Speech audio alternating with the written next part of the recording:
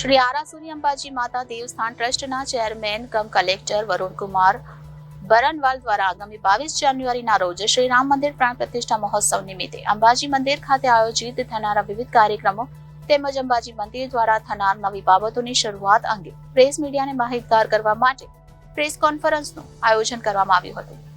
વરુણકુમાર બરનવાલ દ્વારા ઉપસ્થિત મીડિયા કર્મીઓને જણાવવામાં આવ્યું કે તારીખ 22 જાન્યુઆરીના રોજ અંબાજી ખાતે 5 દિવસ માટે આયોજિત થયેલ વન સેતુ ચેતના યાત્રાનો સમાપન સમારોહ યોજાશે, જેમાં ગૃહ રાજ્યમંત્રી હર્ષભાઈ સંઘવી, પર્યાવરણ મંત્રી મુળુભાઈ બેરા અને રાજ્યમંત્રી મુકેશ પટેલ તેમજ અન્ય મહાનુભાવ હાજર રહેશે, જ્યાં શ્રી રામ મંદિર પ્રાણ પ્રતિષ્ઠા મહોત્સવનું જીવન પ્રસારણ કરવામાં આવશે. તારીખ 22 જાન્યુઆરીની સાંજે અંબાજી મંદિર ચાચર ચોકમાં ગુજરાત સાહિત્ય એકેડમી સાથે મળીને સુવિખ્યાત ગાયિકા મૈથિલી ઠાકુર દ્વારા ભજન સંધ્યાનું આયોજન કરવામાં આવ્યું છે.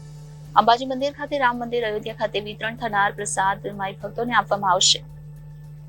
વરુણકુમાર બરનવાલ દ્વારા વધુ વિગત આપતા જણાવવામાં આવ્યું કે રામ મંદિર પ્રાણ પ્રતિષ્ઠાના પાવન દિવસે અંબાજી મંદિર સંચાલિત અંબિકા ભોજનાલય ખાતે નિઃશુલ્ક ભોજન વ્યવસ્થા શરૂ કરવામાં આવશે. અત્યારે શ્રદ્ધાળુઓને ટોકન દરે ભોજન વ્યવસ્થા આપવામાં આવે છે, જે બિલકુલ નિઃશુલ્ક રહેશે. તેના માટે કમિટી બનાવવામાં આવશે.